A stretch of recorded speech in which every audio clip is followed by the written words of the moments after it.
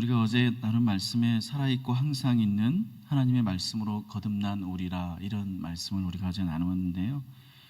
그렇게 거듭난 우리, 그리고 부활을 믿는 우리가 어떻게 살 것인가, 그거에 관한 답이 오늘 우리가 나눈 2장 1절, 2절, 3절 말씀에서 나타납니다. 1절 말씀의 마지막에 보면 버리고 이렇게 하고요, 2절에 사모하라, 그리고 구원에 이르도록 자라게 하려 함이라, 이 말씀을 이제 가지고 우리가 생각을 하면요, 첫 번째는 우리가 세상을 살아가면서 그리스도인으로 사는데 그냥 우리가 예수님 믿고 나서 어떤 교회 안에만 사는 것이 아니고 여전히 세상에서 살아가고, 그리고 우리가 예수님 믿는 순간에 어떤 우리의 모든 과거들에서 이렇게 벗어나고 완전히 새로운 사람이 되고 그러지는 않기 때문에 우리에게 버려야 할 어떤 행동들이 있습니다. 그러니까 우리가 예수님 믿고 부활을 믿어도 아무 내게 무슨 새로운 게 없다면 버릴 게 없겠지만, 마치 여러분들이 이렇게 집을 이사를 가시거나 어디로 떠나가실 때 지금 있는 것들을 정리해야 하듯이, 우리가 거듭난 사람, 또 부활을 믿는 사람, 그리고 천국과 영생을 향해 인생을 나아가는 사람이라고 할 때, 우리가 예수님 알기 전에는 그런 목표가 없었고 또 우리가 그렇게 나아갈 것이 없었다가 하나님을 믿고 구원을 받고 나서는 영생과 천국에 대한 나아갈 바가 있기 때문에, 그리고 나서 우리에게는 그 버릴 것들이 생기게 된다는 말씀이죠. 그러니까 버릴 것들을 그냥 가져가서는 곤란하고, 이런 것들을 버리되 또 그 버린 자리에 무엇을 채울 것인가가 오늘 간단한 말씀이지만 1절, 2절, 3절에 있습니다. 우리 1절을 먼저 보시면 이 버릴 것들을 몇 가지를 이렇게 제시를 하는데, 먼저 여러분이 여기 보실 때 모든 악독, 모든 기만, 이렇게 하는 게 있고, 그 다음 외식, 시기, 이렇게 하는 말이 있어요. 그러니까 어떤 것들은 모든이 붙어 있고 어떤 것들은 모든이 안 붙어 있는데, 여기에 어떤 의미가 있지는 않아요. 이거는 그냥 이 시대의 사람들이 쓰는 이런 걸 수사법이라고 그러고요. 그러니까 어떤 말들은 그냥 모든이라고 하고 어떤 거는 아니라고 해서 이렇게 좀 다양성을 보여주는 그런 거예요. 그러니까 여러분 이거 읽으시면서 모든 붙어 있는 거는 더 중요하고 모든 안 붙어 있는 건 덜 중요하고 그런 건 아니고요. 그냥 그런 거는 표현의 방법이라고 보시면 되고요. 여기 이제 이 몇 가지 개념들이 있는데, 첫 번째 악독이라고 하는 거는 이 헬라어 말로 카키아라고 부릅니다. 이 악독은 굉장히 포괄적인 의미에서 사람들이 악한 행동을 하거나 혹은 악한 마음을 품는 것을 이 악독이라고 합니다. 그러니까 그냥 아주 넓은 말이죠. 그리고 이제 베드로 사도가 이 말을 할 때에는 첫 번째는 우리 교회 신자들 사이에서의 관계에서, 두 번째는 우리가 세상 살아가는 그 불신 사회와의 관계에서 이 악독을 생각합니다. 그러니까 이제 우리가 그래서는 안 되는데, 교회 다니면서 같은 믿는 분들끼리도 서로 이렇게 악한 마음, 악한 행동을 할 때가 있어요. 그러니까 그런 거. 그리고 이제 세상 살면서 당연히 세상하고는 그런 관계들이 생기죠. 그러니까 그런 악독, 이런 것들을 먼저 버리라는 얘기를 먼저 합니다. 그러니까 크게 먼저 말하는 거죠. 그리고 이제 이렇게 악독을 버리고, 두 번째로 기만을 버리고 이렇게 합니다. 기만은 돌로스라고 하는 말로 써져 있고요. 돌로스는 속이는 거짓말을 뜻합니다. 예전 번역에서는 이걸 괴휼이라고 했어요. 괴휼이란 말 지금은 이제 우리 안 쓰니까 이거 성경을 다시 개정하면서 기만으로 바꿨고요. 괴휼이란 말이 속일 괴자, 속일 휼자 이렇게 쓰는데 우리가 이런 말 일상에서는 이제 안 쓰죠. 아무튼 속이는 거짓말을 기만이라고 합니다. 기만도 어려운 말이라면 베드로전서 2장 22절 그리고 베드로전서 3장 10절에서 베드로 사도가 이 말을 다시 반복해 쓰는데, 이 말을 다른 곳에서는 아예 거짓으로 번역을 했습니다. 그러니까 다른 사람에게 피해를 주려고 하는 거짓말을 기만이라고 하고요. 그 다음에 여러분 외식은 잘 아시죠? 외식은 우리 그 연극 배우들이 이 당시에 역할극을 하려고 쓰는 가면을 외식이라고 했고, 그래서 겉으로 꾸민다. 그러니까 내가 가지고 있는 어떤 인품이나 생각이나 이런 것들을 숨기고 내가 뭔가 다른 사람에게 어떤 다른 사람인 척하는 걸 외식이라고 하죠.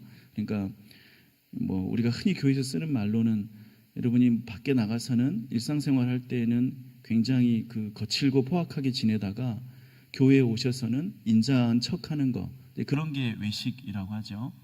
또 하나님 앞에서는 순종하는 척 하는데 사람들 세상에 나가서는 그렇지 않은 거, 이런 걸 외식이라고 해요. 그러니까 사람들의 모양이 이렇게 교회 와서 뭔가 조금 그럴듯하게 다른 척하는 거를 외식이라고 부릅니다. 그러니까 이런 것들을 버리고, 그다음 네 번째는 시기는 질투를 가리키고요. 남이 잘 되는 거를 이렇게 견디지 못하는 그런 마음. 그리고 다섯 번째는 비방하는 말은 악을 악으로 갚는 보복 행위를 가리킵니다. 그러니까 그냥 단지 이렇게 사람들에게 이렇게 어떤 욕설 같은 걸 하는 게 아니라 상대방이 나한테 나쁜 말을 했을 때 그거를 다시 나쁜 말로 되갚아 주는 거를 비방하는 말이라고 합니다. 그러니까 당연히 이렇게 우리가 어떤 사람들에 대해서 욕을 하거나 저주를 하거나 그래서는 안 되겠죠. 그러니까 그런 당연한 이야기를 하는 게 아니라요. 우리가 세상 살면 이렇게 다른 사람들이 나한테 이렇게 이상하고 나쁜 얘기를 할 때가 있습니다. 근데 그럴 때 그냥 그대로 갚아주는 거, 그게 비방하는 말이고요. 이 베드로 사도는 그렇게 하는 거를 버리라. 그러니까 우리가 악을 악으로 갚지 말고 악을 선으로 갚으라, 이런 말씀을 여기다 하고 있는 거죠. 또 여러분, 이 다섯 가지, 그러니까 악독, 기만, 외식, 시기, 비방하는 말, 이 다섯 가지가 우리 그리스도인들이 버려야 될 목록으로 여기서 제시하고요. 여러분, 이런 말들은 이게 지키기가 어렵다 쉽다 이런 거 판단하라고 주는 게 아니에요. 그러니까 우리가 이제 어떤 너무 인간적인 반응들이라고 해서 이런 거 읽을 때마다 어떤 분들이 이런 건 너무 지키기 어려울 것 같아요, 이렇게 말하는 거는 그 말이 하는 가벼움과 달리 굉장히 나쁜 말들입니다. 그러니까 여러분 마음에, 우리 마음에 이런 게 어렵다 쉽다 이런 거 생각하라고 성경이 이런 말 하는 거 아니에요. 우리 보고 쉬운 거 하라고 주는 것도 아니고, 성경은 어려우니까 안 됩니다라고 말하는 것도 아니고, 이것이 우리가 가야 될 길이라고 알려주는 거예요. 그러니까 이게 우리 입장에서 이렇게 지키기가 힘들어요 이렇게 말할 게 아니라, 하나님이 이렇게 말씀하신 것은 우리에게 지킬 수 있는 힘을 주시긴다는데 그런 약속을 같이 주신 거고, 그러니까 우리가 이런 거를 붙들고 완벽하게 살려고 하는 게 아니라 이렇게 목표를 세우고 이런 말들을 기억하면서 우리가 부활에 걸맞는 그런 신앙인으로 자라가게 하는 것. 그러니까 여러분, 여기서 1절에서도 이런 것들을 버리고, 그 다음에 2절에 보면 이런 것들을 사모하고 그래서 너희로 구원에 이르도록 자라게 하려 함이라, 이렇게 말씀하잖아요. 그러니까 우리가 자라가면서 필요한 것들, 이런 것들을 버려가는 거죠. 그러니까 여기서 이제 우리 2절 말씀을 보면 우리 그리스도인의 삶을 갓난아기들 같이 이렇게 이제 시작하면서 우리가 예수님 믿고 우리의 삶이 이렇게 자라간다는 과정을 이렇게 표현해요. 그러니까 우리 어린이들 보면 어린이들이 태어나면서부터 완벽하고, 그러니까 태어나면서부터 아무 잘못도 없고, 태어나면서 똑똑하고, 태어나면서 모든 걸 잘해서 그 아기를 내가 좋은 아들을 낳았다 이렇게 생각하지는 않잖아요. 그러니까 아이를 처음에 낳았을 때 그 아이가 굉장히 부족하고 잘못할 것도 알고, 그렇지만 이 아기가 잘 자라갈 것을 기대하면서 우리가 이 아이를 잘 낳았다고 생각하는 거지, 이 아이가 뭔가를 대단한 걸 낳자마자 보여주니까 훌륭하다고 생각하지는 않습니다. 마찬가지로 우리가 예수님을 믿고 그리스도인으로 살아갈 때 내가 지금 뭔가를 완벽하게 해서 하나님을 잘 믿었다라고 증거하는 게 아니라 우리에게는 이런 것들을 버리면서 구원에 이르도록 자라가는 그런 과정에 있는 거죠. 그러니까 그 자라가는 걸 우리가 잘 하려고 하고, 또 이 말씀, 이런 말씀들을 가지고 내가 버릴 것들을 버리고 하나님 앞에 나아가는 것, 그게 저와 여러분의 복된 삶인 줄로 믿습니다. 그래서 다시 2절을 보시면 2절에 우리 보고 갓난아기가 되라는 게 아니라 갓난아기들 같이 어떻게 하라는 거냐면 순전하고 신령한 젖을 사모하라고 말합니다. 그러니까 갓난아기들이 그 어머니의 젖을 사모하는 것 같이, 여기서 사모하다는 말 여러분들이 익숙한 표현이시고, 우리 시편 42편 1절에서 이 목마른 사슴이 시냇물을 찾기에 갈급하다, 여기에서 나오는 말이 이 사모하다는 그 개념이고요. 그러니까 그런 사슴들이 물을 찾듯이 우리가 계속 하나님의 그 주시는 은혜에 대해서 갈급한 심령을 가지고 있는 게 사모한 거고, 순전하다는 거는 이 어떤 게 섞이지 않는 거, 가짜가 아닌 진짜를 말합니다. 우리 앞에서 기만이라는 말이 돌로스라고 했잖아요. 근데 여기서 순전하다는 게 아돌로스입니다. 그러니까 이 헬라어에서는 앞에다 r을 붙이면 그게 반대말이 되거든요. 그러니까 순전하다는 것은 속이지 않는 것을 순전하다고 하고요. 그러니까 가짜가 아닌 거, 섞이지 않는 거. 그리고 여기서는 이제 젖에 관련해서는 그 아기가 왜 엄마의 젖을 먹을 때 엄마의 젖을 그냥 그대로 먹잖아요. 그러니까 엄마의 젖에다가 뭐 설탕을 타 먹거나 엄마의 젖에다가 뭐 다른 캐러멜을 타 먹거나 그러지 않잖아요. 그러니까 그렇게 안 섞인 걸 순전하다고 말합니다. 그러니까 뭐 분유 같은 게 아니고 다른 동물의 젖이 아니고 자기의 엄마의 젖을 그대로 받아 먹는 거, 그런 의미에서 순전하다고 표현하고요. 마찬가지로 우리가 영적으로 하나님의 말씀들을 섞이지 않고 어떤 세상의 욕망이나 다른 목적에 따라 섞이지 않고 그 말씀들을 그대로 받아들이는 것, 그게 순전하다고 말할 수 있고요. 그리고 또 여기서 신령한 젖 이렇게 말할 때 신령하다는 건 로지콘이라는 말을 써서 이성적이다 이렇게 쓰이고요. 그 말은 곧 하나님의 말씀과 관련이 있다 이렇게 우리가 번역합니다. 그래서 순전하고 신령한 젖 이렇게 말할 때 이것이 전체적으로 의미하는 바는 하나님께서 우리에게 주시는 말씀의 은혜, 말씀으로 우리를 인도하시는 것, 이렇게 우리가 이해할 수 있겠습니다. 그러니까 여러분이 저희들과 함께 이렇게 신앙생활하면서 이 갓난아기들처럼 순전하고 신령한 젖을 사모하는 저와 여러분이 되기를 바랍니다.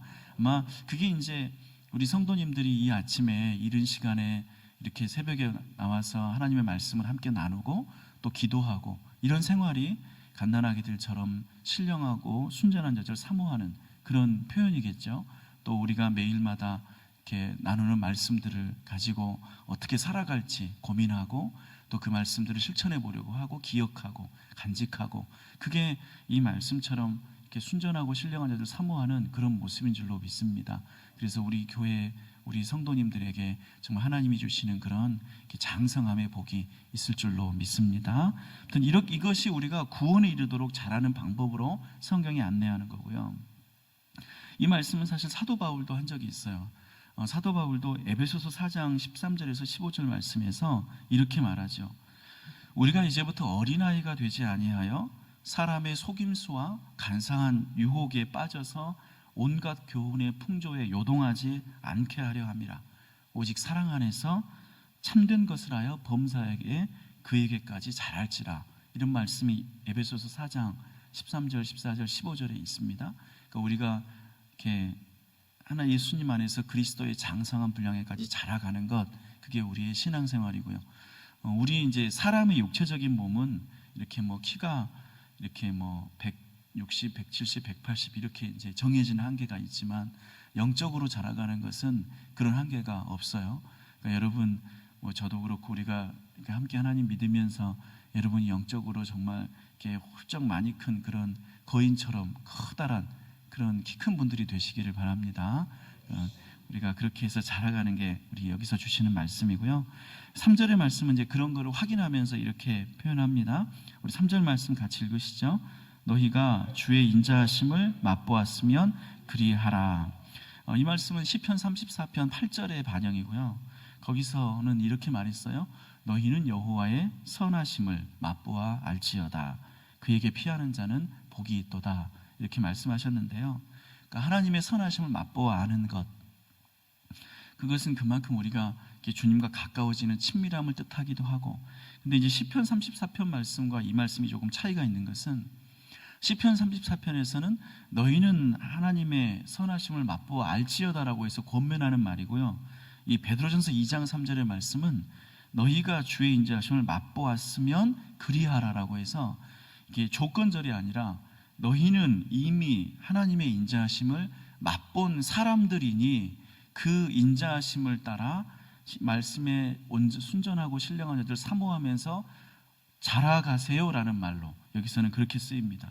그러니까 이미 구원을 받으면서 하나님의 인자하심을 알고 있으니까, 그 인자하심을 경험해서 맛보아서 알고 있으니까 계속 그 순전하고 신령한 자들 사모해서 그것을 먹고 자라가라, 그리하라라는 말로 여기서는 하고 있네요. 아무튼 우리 오늘 이 말씀을 따라서 저와 여러분이 이 주님의 말씀 안에서 건강하게 또 이렇게 장성한 분량까지 자라가는 저와 여러분이 되시기를 축복합니다. 우리 기도하겠습니다.